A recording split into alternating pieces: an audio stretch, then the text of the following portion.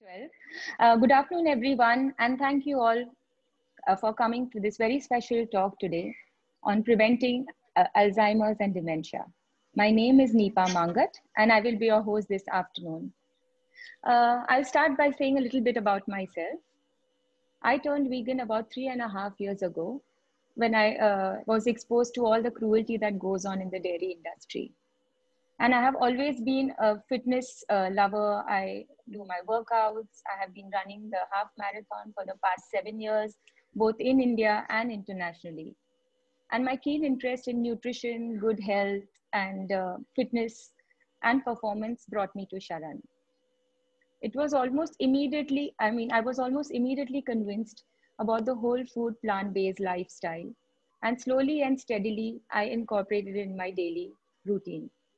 I saw great results. I started feeling better. I started performing better. Even my recovery was better. And I lost a few extra kilos that I had to lose, which were very difficult to lose. So all in all, it was a great thing that I did and a lovely decision that I took.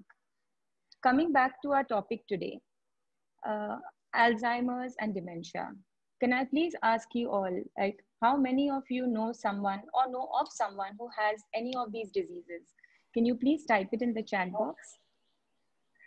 Yeah, yes. So I'm seeing the chat box. So many of you already know your someone's dad had it, parents had it, close friends, mother. Yes. So this is very, very common. One in 10, yes, one in 10 adults over the age of 65 have this disease. And the thing is, there is no cure or medication that can reverse it at all. But there's a lot we can do to prevent it.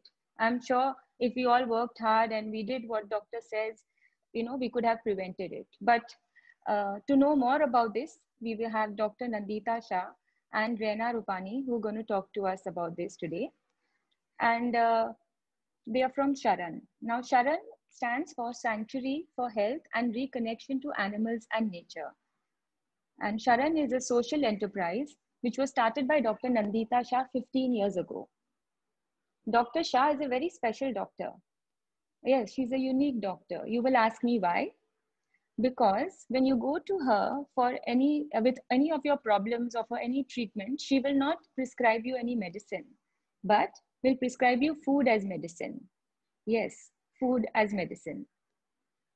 Dr. Shah is also the author of the bestseller, Reversing Diabetes in 21 Days. And she has received the prestigious Nari Shakti Puraskar Award from our honorary president for all the good work that she has done. Thousands and thousands of people have been able to cure and reverse their diseases and get better under the guidance of Dr. Nandita Shah. So I'm sure you all are very keen to know what she has to talk to us about today. And just before I call her, I would like to tell you, please do watch this presentation and listen to her carefully. And whatever questions you have, we will be opening the chat once she is done with her presentation. And then we will try and answer as many questions as, as time permits. So without much ado, I would now like to call upon Doctor. Over to you, Doctor. Thank you, Neepa. And thank you, Reena, and also my father. I'm so excited to have my father here today. You'll hear him later on. So as Neepa said, Alzheimer's has become so common. My uncle suffered from Alzheimer's, and he and his family were very dear to me, and he was a very creative person, an architect, an interior designer, and a toy maker, a healthy toy maker. And unfortunately, he got dementia. And once you get dementia or Alzheimer's, you stop relating with the rest of the world because you just don't know what's going on anymore. And, I would say it's one of the most frightful diseases because you can live for years with that, and yet you can't relate to anyone, and you become totally dependent on your family members or other people. And that's why it's so very important that we all think about how we can prevent it, because if 1 in 10 people are getting it, let it not be us, right? So today's topic is preventing Alzheimer's and dementia. And Alzheimer's is a type of dementia. Alzheimer's is one of the most common types of dementia, and it affects 60 to 80%, or it's 60 to 80% of the dementia patients. But dementia in general means a decline in memory, reasoning, thinking, slowly losing all our brain functions as with respect to thinking skills. And so it's one of the degenerative diseases. Degenerative means diseases where some cells are degenerating, and these are mostly in old age, like osteoporosis or arthritis, and Alzheimer's is one of them. And whenever we want to prevent a problem, we should think, what is the cause of that problem? And the main cause of most diseases, especially degenerative diseases, is fat. Where does the fat come from? I'm soon going to explain how fat causes degenerative diseases. But where does the fat come from in our lives? And number one, it's all animal products, because all animal products are full of fat. Boiled milk, fat on top; boiled chicken, fat on top; boiled fish, fat on top; boiled meat, fat on top. But then there are so many processed foods and fried foods that we consume regularly, and many of us use a lot of oil in day-to-day cooking. So fat is in animal products and ready-made foods. It's in oil, ghee, butter. Even olive oil and coconut oil cause degenerative diseases. And how do all these things cause degenerative diseases? Here's a test tube of a blood sample that's taken, say, 10 hours after a meal. That means the person hasn't consumed any fat recently, and it's centrifuged, and you can see the plasma on top and the red cells in the bottom, and the plasma looks clear. But here's a sample of blood taken soon after a standard diet, the kind of diet that people seem to be consuming every day. If you go to a restaurant and take a blood sample after a couple of hours, it's going to look like this. Now, this kind of blood is viscid. You can see here, there's a difference. Actually, I'm just going to show you a bottle. This is a plastic bottle that I use just to demonstrate this. And here you can see water flowing through the bottle. Pretend the water is blood. And you can see that it's flowing really nicely. And it's the same if you buy a bottle of oil. The oil flows relatively freely. But if you mix oil and water, does it flow well? Do you know that it gets a little viscid? And that's exactly what happens in our blood vessels if we consume a lot of fat. So here you see the changes in our arteries over a period of time. And you see that that oil starts accumulating, or the fat starts accumulating in the arteries. It's a little bit like a kitchen sink. If you pour oil down or keep washing dishes full of oil into the kitchen sink, then after some time, it's going to get clogged up and you'll find all this black gunk. And it's because the oil has been flowing down the pipe. But that's exactly what happens in our arteries. And our heart has to pump blood through all our arteries every single second of every single day. And if you put all the arteries back to back against each other, they would go around the equator 2.5 times. That's how much our heart has to pump. And this is so that oxygen reaches every single part. If oxygen doesn't reach any part, then that part starts dying. Like, for example, if some blood vessel gets blocked in the arms or legs, and that often happens in diabetes, then it could lead to gangrene. This is because of an arterial block. Or when we have angina, it's because of an arterial block, or a stroke. That's an arterial block, right? So these are degenerative changes that are happening over a period of time because the arteries are getting blocked. But just imagine, the arteries to our heart and the arteries to our brain are tiny little arteries that reach every single part of the brain. And you can imagine that if the big arteries are getting blocked, the little ones are getting blocked pretty fast. And so one artery gets blocked and you lose some memory, and another artery gets blocked and you lose some memory.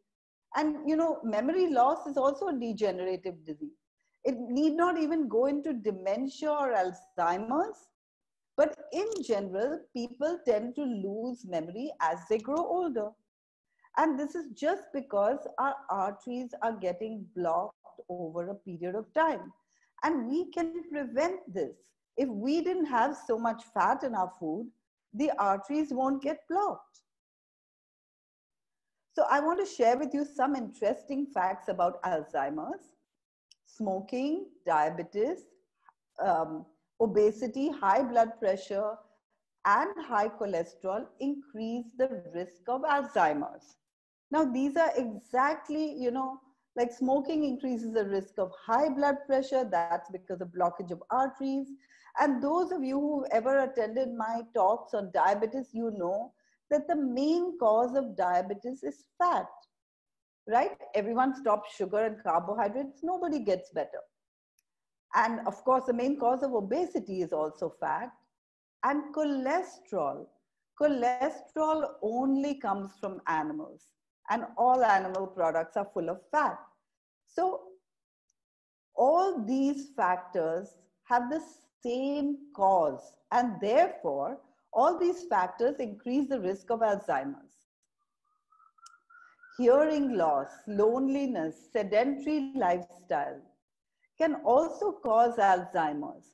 And that's because you're getting cut off from everything, as well as lack of exercise. And in the second part of this program, you're going to see how exercise really helps prevent Alzheimer's. And stress can also lead to risks of Alzheimer's. And I always say that one of the main causes of stress is animal products, because when we are stressed, we produce adrenaline. When animals are stressed, they produce adrenaline. And as we consume more animal products, we get more stressed. Actually, you can do an experiment and cut out all the animal products in your diet just for a month and see the change in the state of mind. I recently did a talk on depression, and one of the main causes of depression is also animal products.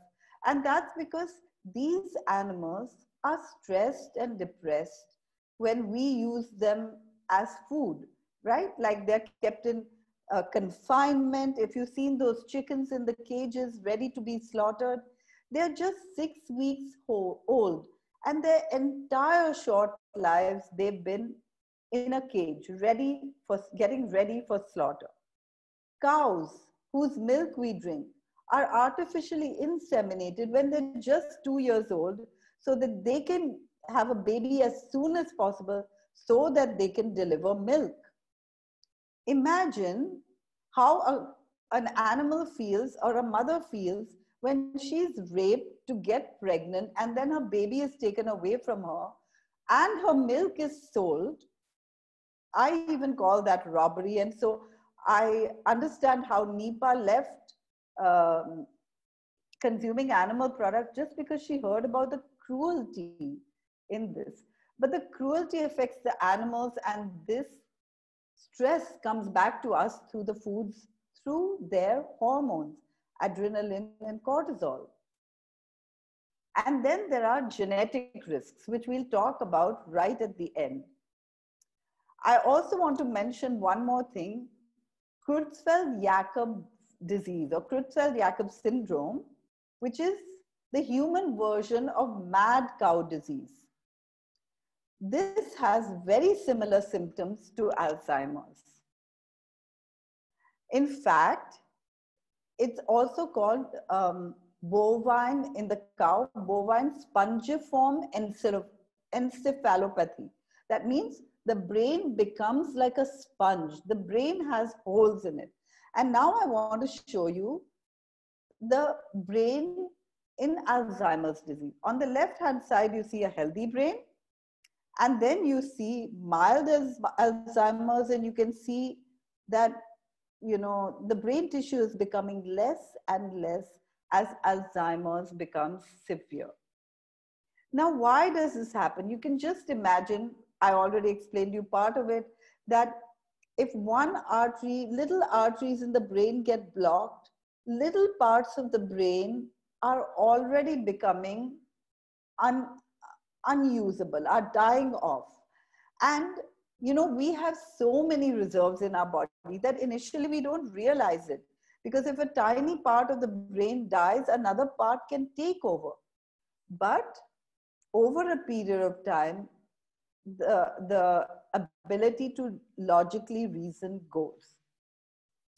And the symptoms of Alzheimer's would be, memory loss, misplacing items, difficulty in making judgments, or inability to understand images like the signals on the road, confusion with time and places and mood swings, and saying the same thing again and again, and difficulty in problem solving.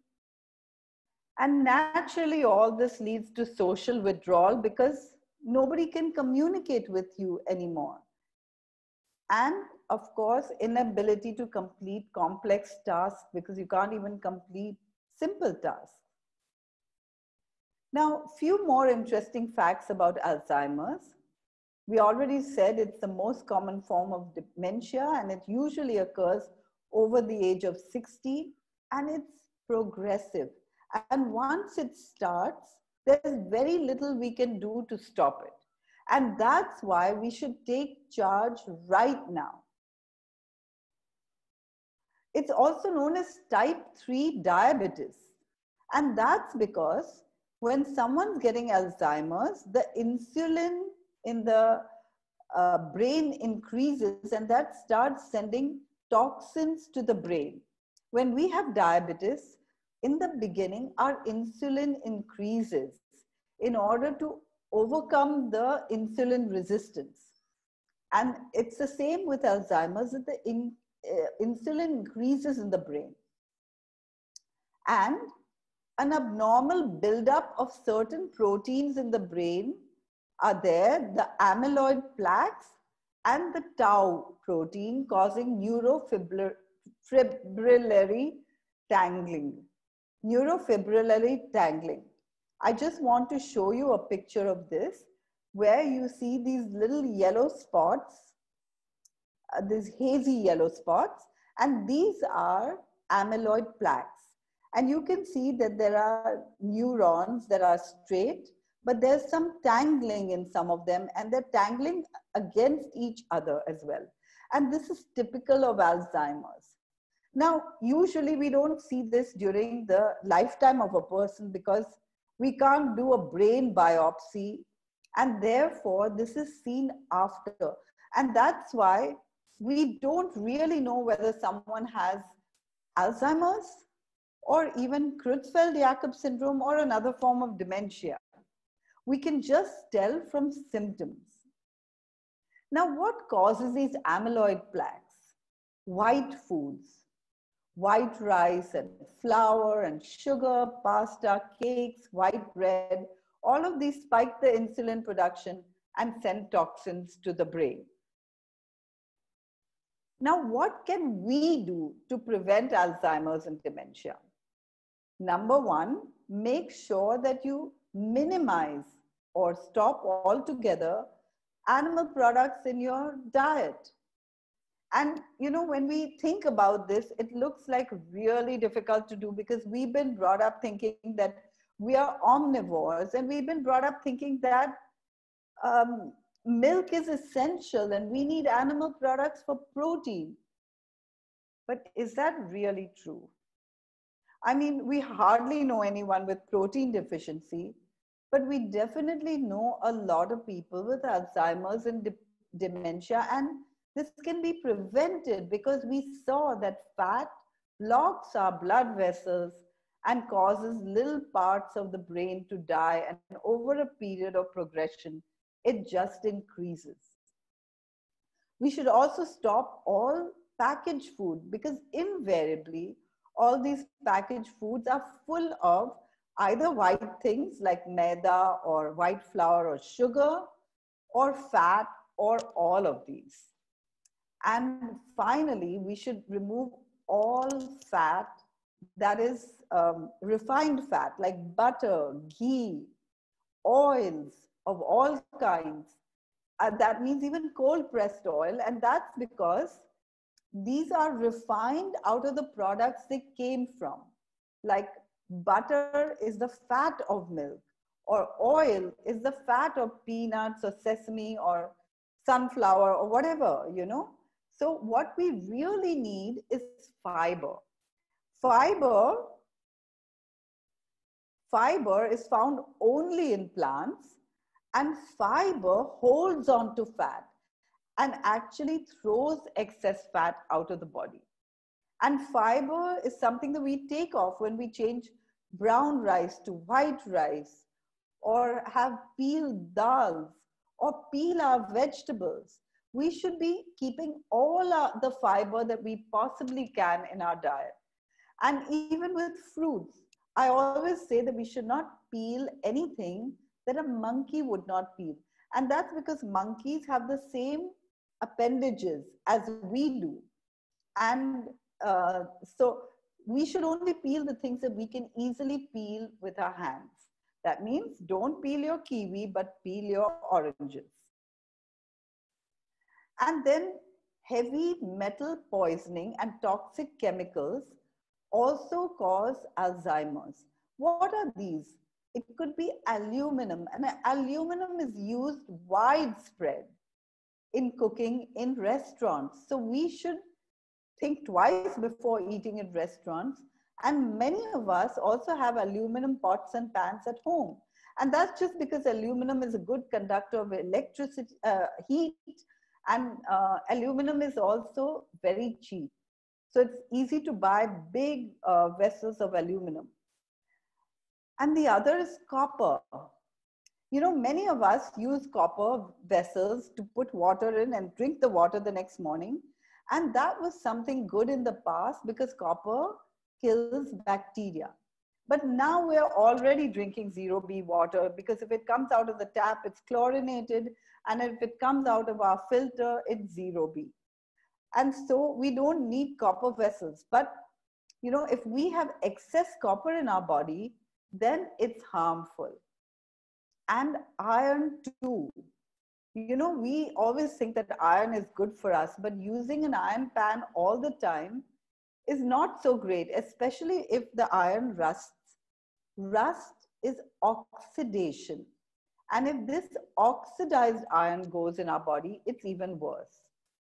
Actually, even iron supplements can be harmful. And you know, our body tells us this because when we take iron supplements, what do we get?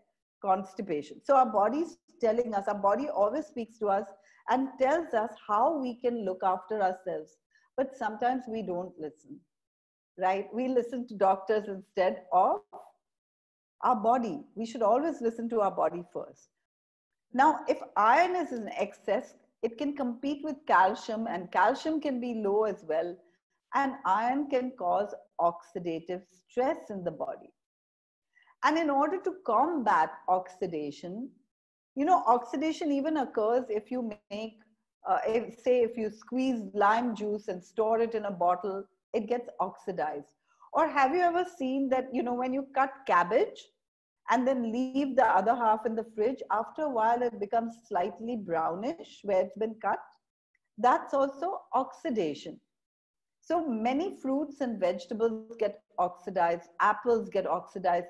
Once we cut fruits and vegetables, they begin oxidizing. And that's why it's really nice if we can eat all our fruits and vegetables as fresh as possible. I do understand that it's not possible for everyone to eat everything fresh every day because we eat at work and so on. But here's what we can do. We can make sure that, when we're cooking, we cook just before we're eating and then eat so that least amount of oxidation occurs. And all fruits and vegetables contain phytonutrients. Phytonutrients are, all the different colors are different phytonutrients, and we need them for health. And they're also antioxidants. And the more antioxidants we eat, the more colorful fruits and vegetables we eat, the more we are protecting ourselves. Actually, I've seen some Indian thalis that look brown, white, and yellow. Have you seen those as well? How can we try to have all the colors of the rainbow every day? And it doesn't have to be in every meal. So it's really possible. Like, red can be tomatoes, and we often have tomatoes every day. And blue or purple can be beetroot or purple cabbage, and grapes, and so on. It's so easy, but it's something that we often neglect. And vitamin E is very important as well. And once again, I really want to say that we shouldn't take supplements. And that's because when we take supplements, we get things in excess and in an isolated form. But nature always provides everything together. And so it's really advisable to get all your vitamin E from foods that we generally have. Most of us have tomatoes, and pumpkin can be used, and green leaves, and almonds, and oats. And, even if we don't have asparagus every day, it doesn't really matter. Now, chemical toxins are, I would say, ubiquitous. They're everywhere. And so we have to watch out for them. But sometimes we are actually inviting them in our lives and literally having them all over the space. So let's talk about what these are. Number one, it's food containing chemicals. Like, for example, conventionally grown food. Food that's grown with pesticides and fertilizers. And it's also packaged foods, because if you look on the package and look at the ingredients, there'll surely or mostly be ingredients that you can't pronounce, or you don't know what they are. There'll be E numbers or certain numbers, right? And these are all chemicals. And then there's personal care products. Have you ever seen that if your skin is dry and you put some oil on your skin, then after some time your skin gets dry again? So actually the oil is getting absorbed in the skin. And have you ever thought that, when we use soap, then we're washing off all the oil that our body takes care to produce in order to protect our skin? And then we put on lotions. And have you ever looked at the ingredients in those lotions? If not, please do look at the ingredients, because that will help you stop using them. It's full of chemicals. So instead of putting something on our body that, you wouldn't dare put in your mouth, it's better to put, things that we would dare to put in our mouth, just like oil, for example. You can take the oil out of your kitchen and take it to your bathroom and use it on your skin. And also, soaps and shampoos and perfumes and deodorants and perfumes and cosmetics and shaving cream and toothpaste, and today, hand sanitizers. All of these cause a chemical load on our body. And the real organ that gets affected by this chemical load is the liver. But we also want to protect all the parts of our body. And, medicines are also chemicals. And that's why I'm so keen to help people reduce their medicines, because that will reduce their chemical load on their body. And then home care products. All those phenols and window cleaners and agarbattis and air fresheners and naphthalene balls and detergents and toilet cleaners and what have you, all of these are harmful because have you noticed that when you use them, you're inhaling them and they're entering our body? And then there are chemicals in the kitchen. Sometimes we store water in plastic bottles or even the bottled water that we buy is in plastic. And have you ever tasted that water? Have you noticed that when you buy plastic bottles of water and you taste that water, it tastes different from normal water? You can actually taste the chemicals in it. And aluminum, I already mentioned, and non-stick. Teflon is a chemical coating and it starts going into your food when you heat the Teflon pan at high temperatures or also when you scratch the Teflon pan. And that's why we really need to be very careful. And last, or almost last but not least, exercise. When we exercise, we pump oxygen into the brain.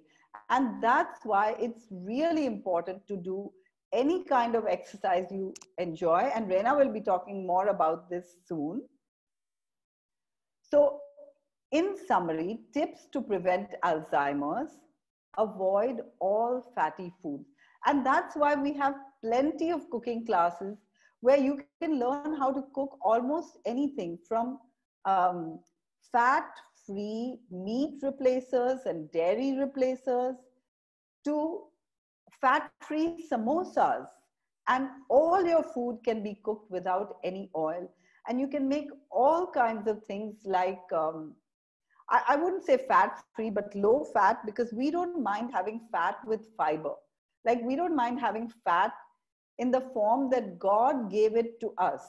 For example, in the form of beans or in the form of nuts or seeds, because the fiber holds on to the fat. So avoid all fat without fiber. Remember, animal products don't have any fiber. Increase the fiber by making sure that you don't peel any vegetables, not even pumpkins and bottle gourd or ridge gourd or anything. Avoid heavy metals, especially the metals that leach into your food. And so it's really good to use steel, and even better than steel is titanium steel. And then avoid free radicals, which are found in meat and dairy and in products which are oxidizing. Avoid all kinds of supplements that you don't really need. And there are two supplements, vitamin B12 and D, which can't be got from food. Vitamin D is formed by the action of direct sunlight on our skin. And since most of us don't spend enough time in the sun, we may have low levels of vitamin D. Vitamin B12 is produced only by bacteria. And since we have a super hygienic lifestyle, we may require vitamin B12. In fact, almost everyone requires vitamin B12 and D. So it's really important to check these. And then have natural antioxidants. Eat for color. Eat all the colors of the rainbow every day. Avoid all kinds of chemical toxins and exercise. And I do want to say a word about genetics. Although Alzheimer's can be genetic, and that's why those who've had family members with Alzheimer's need to look out even more. Genes are not our destiny. And you can, even if you've had family members with Alzheimer's, you can prevent it, as well as dementia. You can prevent it just by following the guidelines that I mentioned today. So I really wish you all the very best in health. And that's all for me for now. I'm open to questions if you. Thank you so much, doctor, for such great information. And, like just eating healthy can actually prevent so many diseases. We have a few questions in our chat box, and I would like to ask you and you can answer them. Uh, Uh-huh. Mr. Gulshan is saying, hello, doctor. My father was not much of a meat eater, not even a junk food eater or sweets or alcohol. In fact, he was very active physically and mentally. Still, Alzheimer's struck him suddenly. Doctors said it's hereditary. As my father had Alzheimer's, what are the possibilities of me getting affected? And are there any tests or scans that can detect the possibility of this occurrence? I know, and I do speak to many people who, I mean, none of us want to eat unhealthy, right? But the fact is that even though we are not doing so many things, we are consuming oil, and we can reduce that oil or prevent it altogether. Like all our cooking classes teach you how to cook without oil. And our basic cooking class is so simple. It just teaches you techniques so you can convert your own recipes into oil free. So that's something really important. And then most of us think that dairy is essential. And even though we don't have a lot of sweets, we do eat maybe paneer or cheese or have milk in curds and buttermilk. And that's why, we let's say your father didn't know this before, but you do. So let's take charge of our health right now. I hope Thank that you. answers the question. Yes, we will wait for him to respond. Bharti is saying, what pans should be used for cooking? Since you said no non-stick and no aluminium, what is a good utensil to cook in? So you can use glassware or coral or ceramic or stoneware, and of course stainless steel and titanium steel, which I mentioned. And of course clay pot as well. That's our traditional one. Yes. Mr. Venkataraman says, my question is, my mother suffered with dementia at the age of 85 for 2 years and she has seen hell. I am now 66 and we are vegetarians, but I take regularly 0.25 mg of Alprax for sleep as I'm a heart patient and got operated by bypass surgery in 1991. So I think he's Okay, concerned about the so medication. here's how we can really help you. Sharan has a team of doctors and nutritionists, and we do consultations all the time. And we can help you gently reduce medicines. And that's really important. Medicines, we all know, have side effects, right? And medicines are chemicals. And, real health is without any medicines. So let's get healthier together. Uh, Sunita is asking, how different is Parkinson's from Alzheimer's and dementia? And to what extent are the genes responsible? So Parkinson's is a totally different disease, and Parkinson's can also be caused by heavy metals. I do want to mention that it's not that you cannot use iron vessels at all, just it shouldn't be you're using iron vessels all the time. Now, Parkinson's is also caused by heavy metals. And, you know, honestly, all this that we have been speaking about today should be implemented even to avoid Parkinson's. But it's a different disease which causes shaking without control.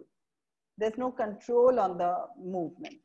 Now, there's one more question, Nipa, which I saw, and that I do want to answer right away.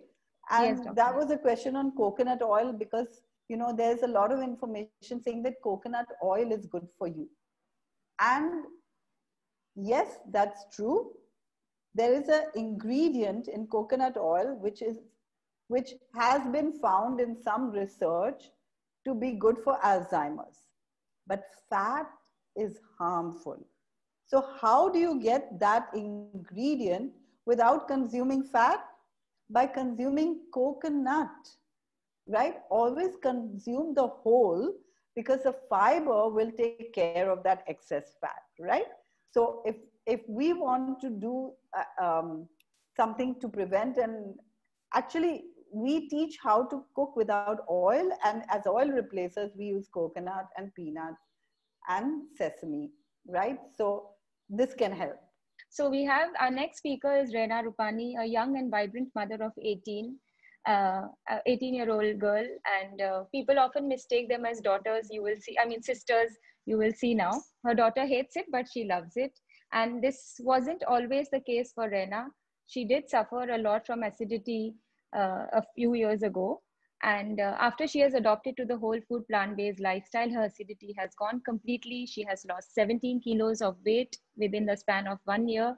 And right now she heads SHARAN Mumbai and does a lot of seminars and teaches classes and programs such as 6 weeks to health gain and weight loss programs. So do check out our website if you want to join any of our programs. And she also does talks and kids programs and even the basic cooking class, the one doctor mentioned, without oil. And yeah, I think I've sped up my introduction. And over to you, Rena. Thank you. Thank you, Neepa, for that lovely introduction. And welcome, everyone. Till now, Doctor has spoken about food, but I'm going to go a little beyond food because health has got much more than food as well. Food plays a very, very integral part because we need to remove fat, and we learned that. But I'm going to go a little ahead and talk to you about the other two pillars as far as health is concerned, not only for dementia and Alzheimer, but for any of the other diseases that we are having. So please allow me to share my screen. So basically, brain power, is improved by using the brain. And just as bodily strength grows with exercise, brain power grows by using the brain. So how do we exercise and get this brain power? How do we work on it? I'm going to give you 4 action plans today. I hope you have a notebook and a pen to jot it down and start doing it. Of course, as Doctor mentioned, physical exercise.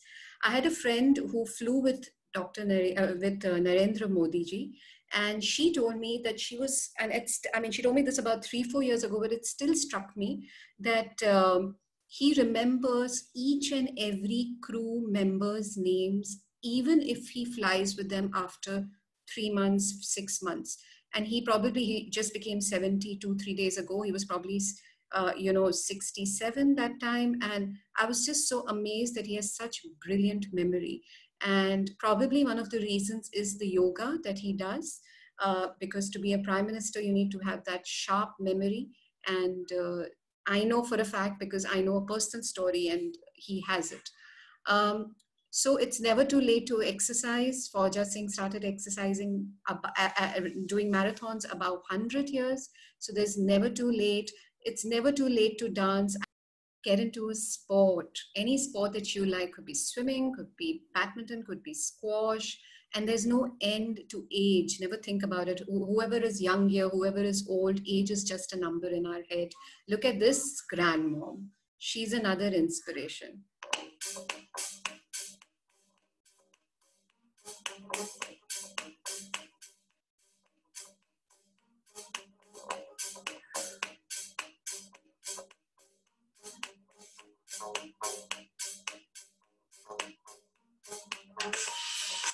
Amazing, isn't it? So it's never too late to start. I again reiterate what Doctor said. The benefits of physical exercise would be health gain, makes you feel happy, energetic, weight management, strengthens your bones, your muscles, improves your ability to daily activities, and increases your chances of living a longer, healthier, and an energetic life. And please, if you are already exercising, rack your brain, do something different for 3 months and then get back to or increase the intensity, but don't, because the body and the mind and the brain gets used to a certain momentum. Keep spreading, keep shocking that momentum, keep surprising that momentum. So just do it. So that was action plan number 1, exercise. Action plan number 2, stimulate the brain. It's so important to keep stimulating the brain. How do we do that? This is for everybody, for any disease. It has nothing to do with Alzheimer and dementia. It's for everybody, but we have seen that research has shown that people who undertake all these 4 action plans that I'm going to tell you about, definitely, even if they have Alzheimer and dementia, the effects are much, much lesser. So imagine I give you a sentence, everything in nature gives. Just reflect upon it. When you're reflecting, you're thinking, can you tell me what does this mean? Can you type in the chat box, what does everything in nature gives means? Let's do some reflection right now. Nature gives us fruits, good vibes. Nature is a giver, love, confidence. Sun gives heat, positivity. Wonderful. Thank you. So just taking a line and reflecting on it, you're using your thinking prowess. You know, these are just simple things I'm telling you, but it really makes a big difference. Then start a gratitude journal. You know, I have a gratitude journal I write every day in the morning, and I write about 30 to 40 things I'm grateful for. I've been doing it for months, and now I've reached a point where every day I have to really rack my brain. And then I realized really there's so much to be grateful for. But indirectly, apart from adopting gratitude, I'm also racking my brain. So take a diary, start doing it immediately after this talk, before your lunch. Today, make sure that you have 30 things you're grateful for, and do it every single day. And you will start racking your brain. Study, you know, after we finish our PhDs, our masters, or our college, or everything, we stop studying. That's why when we're teaching our children, it's not so easy, because the brain cells have not been activated as much. I'll give you an example how you can study. You choose a book that inspires you, okay? And then take a notebook and a pen, open chapter 1, read the first paragraph, and write what you understand in your own words. So what are you doing? You're reading, you're analyzing, reflecting on the information, and then you're writing it down. It's a very powerful exercise. I cannot tell you. I know, because I've been doing it since quite a few years, and it really opens up your perspective in life and opens up your thinking as well. So watch inspiring videos that make you think. You know, that also makes a big difference. Play games. Chess is a brilliant one. You know, play it with your spouse, card games, Scrabble with your children, with your friends. Just take out some time to rack your brain every single day. Sudoku, crossword, puzzles. Let us do one brain exercise today now, okay? So look at this, all right? Now make a note, okay? The blue box has got a clock. The red box has got an umbrella. The green box has a mountain. The orangish box has a tree. The brown box has an elephant. And the yellow box has a cake. Okay, now we are shuffling the color cards. Now you have to tell me what is there behind each card. So please quickly type down your answer. What is there in the brown box? Type it quickly. What is there in the brown box? Someone says tree, brown elephant, elephant, cake. It's elephant. What is there in the red box? Cake, umbrella, clock, umbrella, lot of umbrellas. Wonderful. The orange box?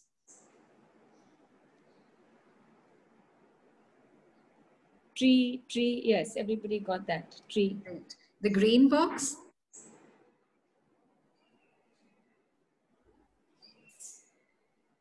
Mountain, clock, mountain. We have more mountains. Mountain, absolutely. The purple box? Clock. We have clocks, a lot of clocks coming up.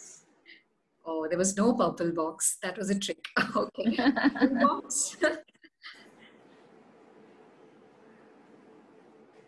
The blue okay, now they say clock. Correct. And the last, the yellow box? Cake.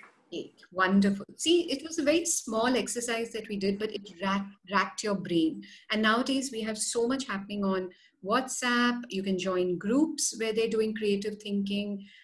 You know, you can even do it on your computers, or buy a book where every day you promise to do a page. Okay, give me a caption for this, everybody. Let's give me a caption for this.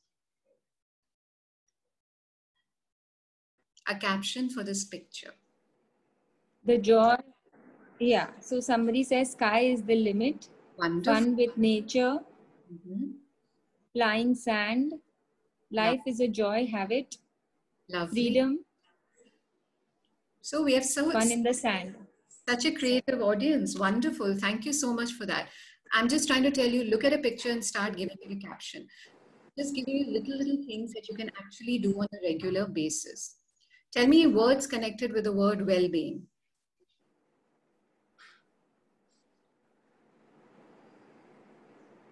Words connected with the word well-being. Happy, healthy, healthy life, good life, joyful, good health, peace, Wonderful. confidence. Wonderful. Thank you. I'm sure there are more shares, but we're running out of time, so I don't want to give too much time to this, but just giving you ideas of how you can sit and rack your brains. Do it as a family activity every single day together. Take a word, and everybody has to give words in reference to that word. There's so much that you could do. Learn a new word, learn something new, get into a hobby, learn gardening, or learn a new language, learn a musical instrument, learn dance. Anything that you do new surprises your brain and makes you use it. Reading is very vital as well. So try a new recipe or twist the old recipe that you have. You know, I try to make sure that I make at least 2 new recipes a week as much as I can, and it gives me so much satisfaction. It makes me use my brain. So anything and everything which will stimulate your thinking process will help you live a longer and a healthier and a happier life. So action plan 3 is do things different. Action plan 1 was to exercise. Action plan 2 was to stimulate the brain. Action plan 3 is kind of connected, do things differently. Like one day use your left hand if you're a right hand, or the other way around. Take a different route. You know, just surprise your brain from the monotony, because it gets so used to the monotony that it stops functioning. So we need to, functioning in a sense stops exercising. You know, dial a number instead of just, you know, so many of us don't even remember telephone numbers nowadays.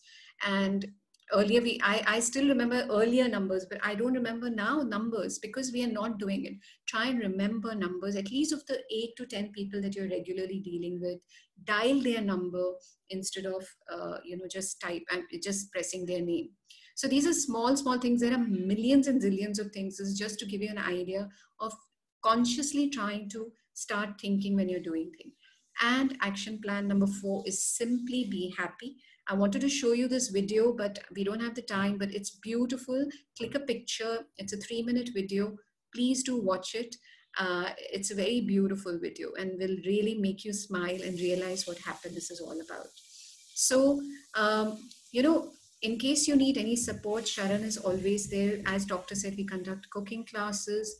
We do a lot of workshops. Yeah. So we do workshops, various workshops. We have lots of free talks like we just did. We have an amazing website and YouTube channel with a lot of information. And we have WhatsApp broadcast support where every day we send out health tips, sometimes recipes, details about our programs. So do join us somewhere and get connected to health, because SHARAN's mission is building a culture of health. Somebody sent this to me, Samurai Sudoku, and I was like, oh my God, I can't even think about doing this. But I'm going to make you meet somebody who actually does this every single day at 5 a.m. in the morning. And that is Dr. Nandita's father. Okay. Dr. Nandita's father, Surender Uncle, as we lovingly call him at SHARAN, is 86 years old. And he did his bachelor's and master's from MIT in US all those years back. And he's a civil engineer by profession, but right now he is also helping us out at SHARAN. In fact, I have had the privilege of working with him, and I can't tell you how precise and how amazing his memory is. And the fact that when the public transport was on, he would come to our office in Andheri from town, South Bombay, only by train and by bus, and at that age, and he can walk faster than most of us. So let's hear it from him himself. Hi, Uncle. Can you hear me? Yes, I can hear you. How are you doing today? I'm fine then. So, Uncle, when did you start this vegan diet that Dr. Nandita is prescribing to everybody? When I was 52, 1986.